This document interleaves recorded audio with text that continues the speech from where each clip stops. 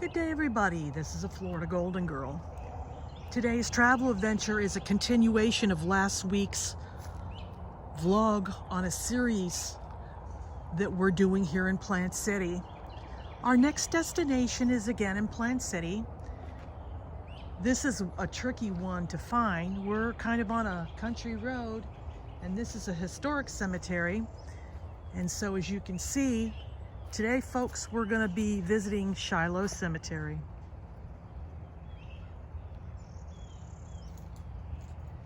Let's explore. So, I'm thinking settlement cemetery, something, but yeah, there is a lot going on here. I did want to show you something interesting that we found in the middle of the road. And this, folks, is a freaking big turtle. We won't get too close, but I'm trying to think, is that a snapping turtle? That's a big one.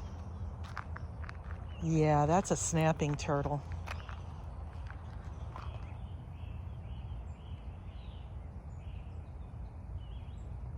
He's just sitting in the middle of the road like he owns it, and that's okay. He has a right to be here like we do. So immediately I see Civil War veterans, and you know that by the crosses that say CSA on it. So our first headstone is sacred to the memory of Jas Robertson. So he died in 1881, and it says, "And I heard a voice from heaven saying unto me, Right blessed are the dead which die in the Lord. From henceforth ye saith the Spirit, that they may rest from their labors, and their words do follow them." So that was a thing back then. So this is James Robertson. He died in 1881, and he was with Company B, 1st Battery, Florida, Confederate States of America. And then this was his wife, and it said that they were married in 1843. So, and then you've got, oh, interesting. So he died, so he was a veteran of the Indian Wars. So his name was Joseph Howell, and he was a first lieutenant, and he was with the Mountain Volunteers. And then there's his wife, I guess. Oh, interesting. So his wife and infant died in the Indian Massacre. Wow. Ooh. So, sacred to the memory of somebody.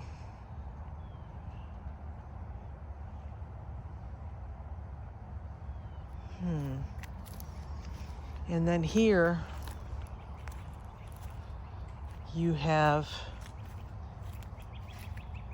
he was with the Confederate States of America and died in 1880. Wow, he's been dead over 100 years. And then to the left,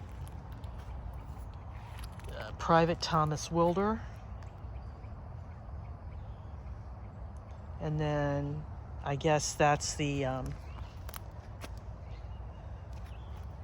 he died in 1916.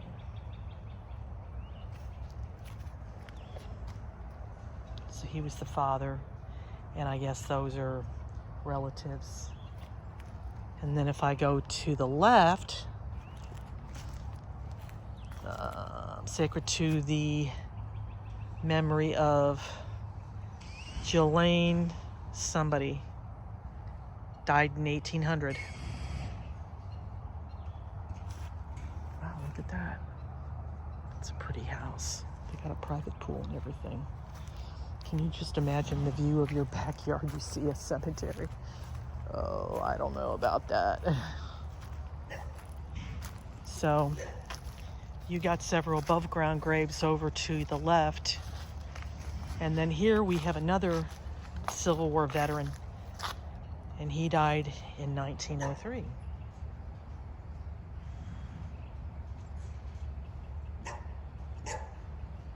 And then it looked like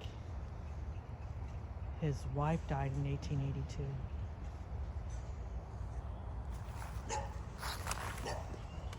Yeah. So, wow, another Indian War veteran here, folks. So, he was with the Independent Florida Mountain Volunteers, Indian Wars, and he died in 1871. Wow. You got a lot of veterans of the Civil and the Indian Wars. Well, this is all agriculture out here, folks. So, I mean, you could just tell.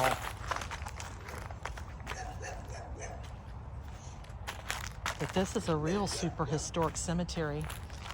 And so, this is Francis Bramlett. And he was born in Georgia and he died in 1886. And then if I go over to the back, Lucy Rutland, she died 22 years, 6 months, and 4 days, and she was from Mississippi. And then that's a little boy. So she must have been pregnant when she died because the baby was only weeks old when it died. See that? And so that's another family grave right here. So it's the Allen family. Daughter.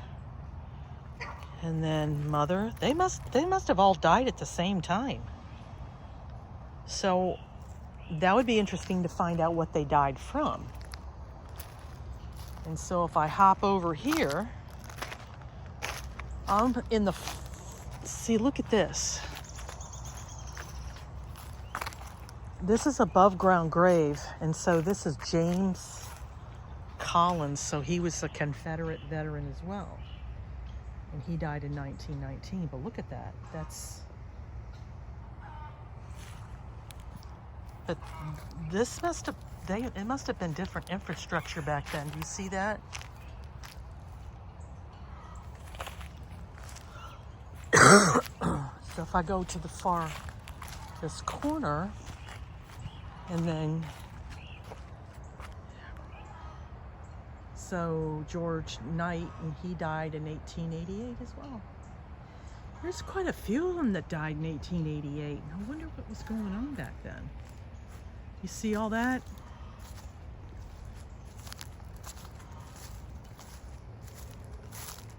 So this is, it's not as, I've been to some large ones, folks.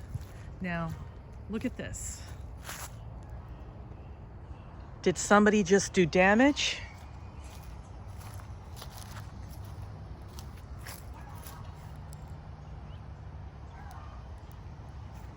Here's another Civil War grave right here. So, George Franklin, he died in 1884. And then it says in his memory, he was born in Georgia, died in Hillsborough County, Florida. Children, obey your parents. Why lament the Christians dying? Why indulge in tears of gloom? Calmly in his Lord relying, he has met the opening tomb. And then I guess that's his wife right there. That must have been the original marker. She died in 1886. So look, those are guinea fowls back there. I'm sure you hear that loud noise. Yeah. And then look at this.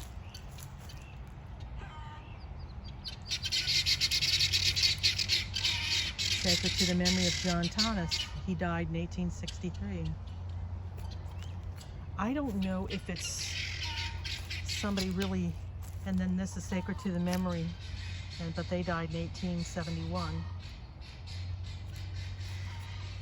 The comment that I wanted to make was, you know, right now you've got you know, people having different opinions. Oh, here's two more veterans here. So 1900.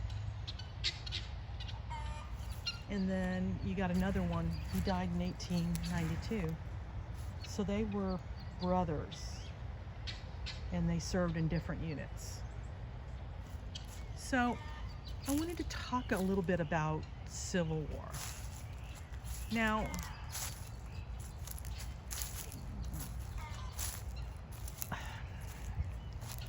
was the Civil War wrong? Yes. Did I pick a side? No. But as somebody that's in the military, you know, the thing of it is, you know, Civil War, World War I, World War II, Korea, people joined the call. Differing sides picked what they believe in. Now, whatever your opinion is, it's history that's passed us by. And so in many cemeteries that I visit, there's a lot of Civil War vets. And I'm sure that there's people, and those are the ones, when I put Civil Wars interred, those do not get a lot of views. And you can't erase history. Okay? These people were here before you or I. I have no idea what their politics was. I did not know them personally. But it's just history, folks. And we weren't there. So we don't know what they went through, what made them decide to do the things they did. The war was fought. We can't change history that's already been written. I'm not saying to support it, not at all. But as somebody that has studied a lot of battles, the only thing I can say is that you learn from history so that the mistakes of the past are not repeated in the future. And that's what that's all about. You know, you see on their headstones that they that, you know, rest in peace, and then they have some Bible verses and things like that. They weren't afraid to show their faith because that's what it was all about. We visited settlement cemeteries where the church was the heart of the community. People went there to worship and fellowship and meet their neighbors, and, you know, the local vicar, reverend, pastor, father was an integral part, and they did what they could to support the poor people. Everybody rallied together. There was barn raisings. You know, if somebody was in labor, neighbors helped neighbors. That was what it was all about back then. And it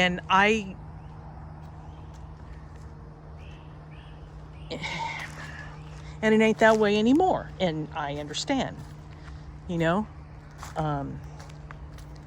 But I'm still respectful of everybody's faith, of their faith. You know, if you choose not to believe, that's you. That's everybody has what's called free will. And am I Christian? Yes, absolutely. Absolutely. And I am not ashamed to admit it.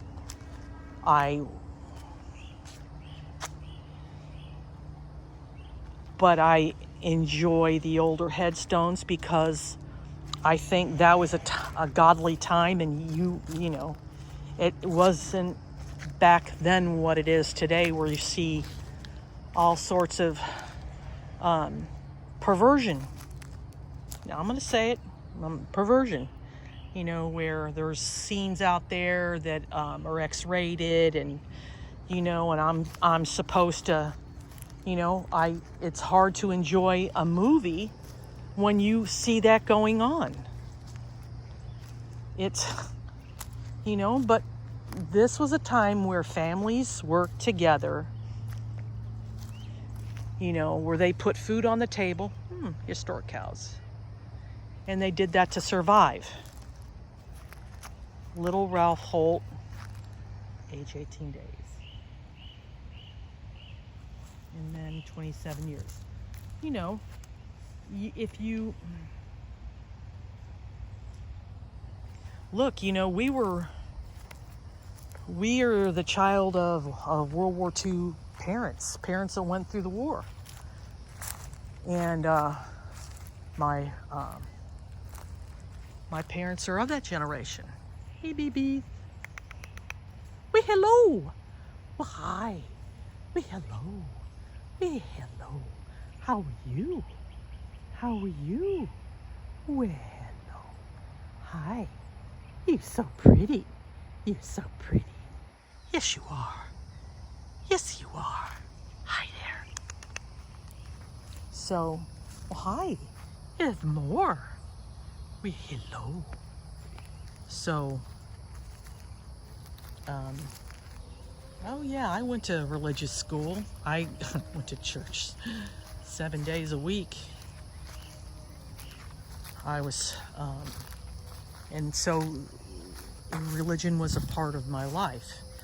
And then I stepped away from it, and then in my later years, I went back, you know, and I find comfort in attending mass and listening, you know, online to different lectures and things like that.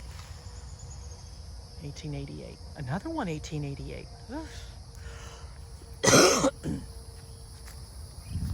But for those that are new to this channel, you know,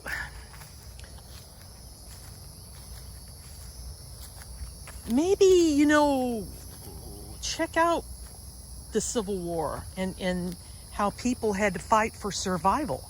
It wasn't a pleasant time for anybody.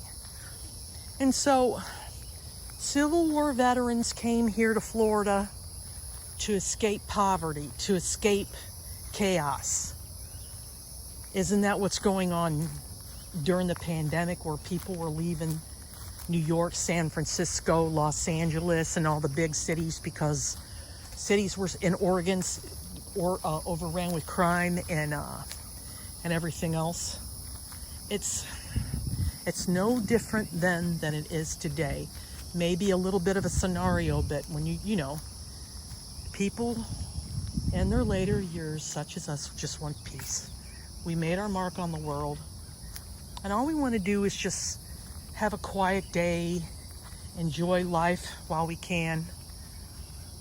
And so I just ask that, you know, regardless of whether you see a Civil War veteran's grave or not, learn from history. And they weren't bad people. Civil War veterans are not bad people, folks. They fought a war. It's like, are they no different than those that went into Vietnam? Remember all the Vietnam veterans? What happened? They came home, and instead of having a hero's welcome, what was going on was they were booed at, called traitor. There you go, Vietnam veteran.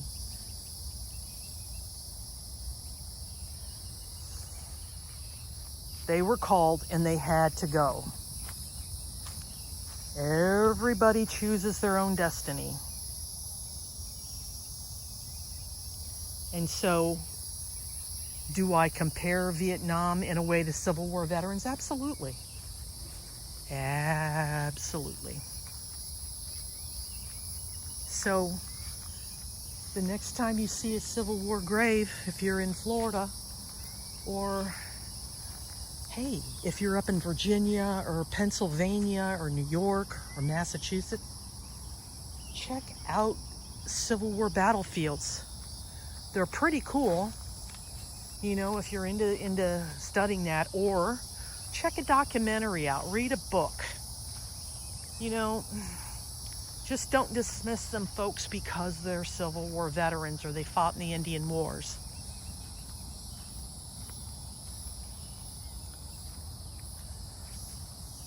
Please don't discriminate because their history was written before you and I were ever born.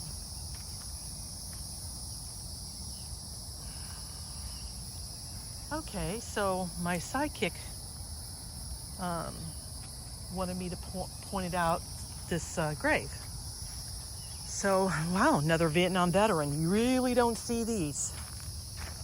So he was a sergeant first class, which means he was career. So he was Distinguished Service Cross, Silver Star, Purple Heart, and he was a POW. Now, do you regard him as a hero or do you regard him as a traitor? I see hero. Anybody that has fought in a war, I see as a hero. Regardless of what side, folks, they fought. They fought for this country. Now, I'm not talking about the politics, because that's another story for another day. But all I can say is, please don't shy away from the videos that have Civil War veterans interred, because that's a whole different kettle of fish altogether, okay? So, I appreciate everybody that has stopped by this historic cemetery. Veterans of Vietnam, World War II, the Indian Wars, Civil War are all buried here. And like I said, I appreciate everybody that stopped by and watched our vlog. So here's a marker. So it said that this is Shiloh Cemetery, and it was 1865. So Shiloh Baptist Church was organized in 1866, moved to Plant City in 1885, and it changed its name to First Baptist Church in 1910. It's a little bit about the history. And so we'll do another view. And I apologize, if I offended anybody. It's not my intent.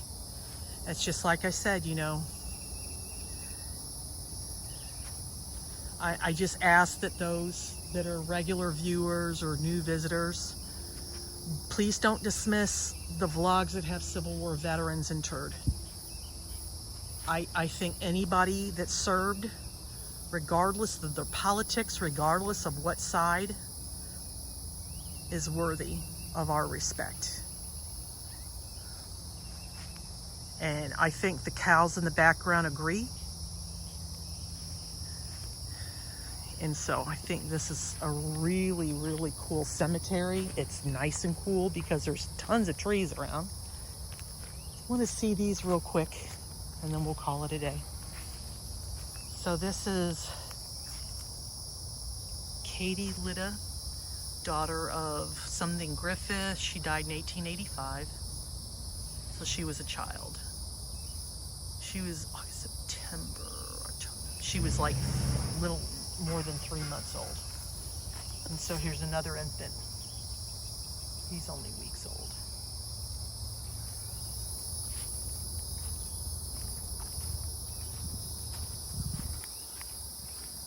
All right.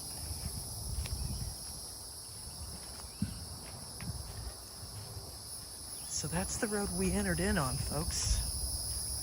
And that's the road we will take to go to our next adventure. I want to thank you for coming with me today. I appreciate each and every one of you. Check out next week's vlog. I think it'll be just as equally adventurous. Once again, folks, from Plant City, so long for now.